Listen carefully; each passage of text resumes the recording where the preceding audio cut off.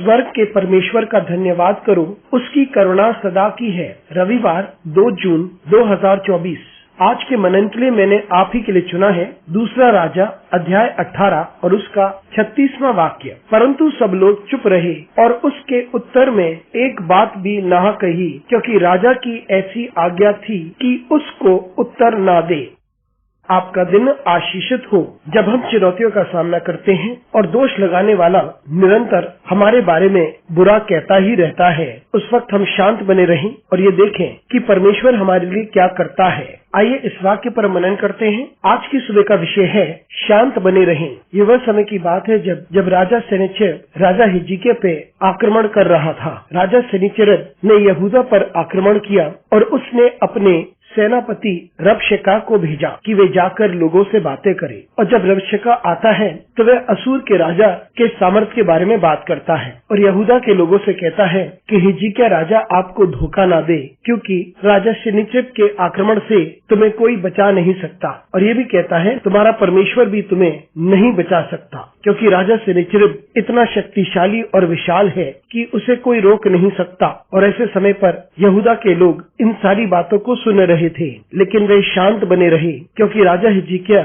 ने उन्हें यह आज्ञा दे दी थी कि वे उसे कोई जवाब ना दे। क्योंकि राजा हिजकिय्याह उस वक्त परमेश्वर को निहार रहा था, प्रार्थना कर रहा था और वे परमेश्वर की सहायता मांग रहा था और वे परमेश्वर की सामर्थ्य चाहता था कि परमेश्वर ही उसे छुटकारा दे। मित्रों, हमें यही करना चाहिए जब हम चुनौतियों का सामना करते हैं। ऐसे समय आते हैं जब हम बहस नहीं कर सकते, ना ही अपने विश्वास के बारे में बता सकते हैं, ना ही उसको समझा सकते हैं जो हम पर दोष लगा रहा है, हमें चुनौती दे रहा है कि हम क्या विश्वास करते हैं। तो ऐसे समय पर ये भला है कि हम परमेश्वर को निहारें और एक शब्द भी ना कहें, क्योंकि वह लोग जो हमें चुनौती दे रहे हैं, हमारा विरोध कर रहे हैं, वे सामर्थी हो सकते हैं, लेकिन वे परमेश्वर की सामर्थ्य को नहीं जानते जिस पर हम विश्वास करते हैं। और यह निराधार है कि हम उनको समझाएं कि हम एक ऐसे परमेश्वर पर विश्वास करते हैं जो सर्वशक्तिमान है और सामर्थी परमेश्वर है। तो इसलिए ये भला है कि हम शांत बने रहें और प्रतीक्षा करें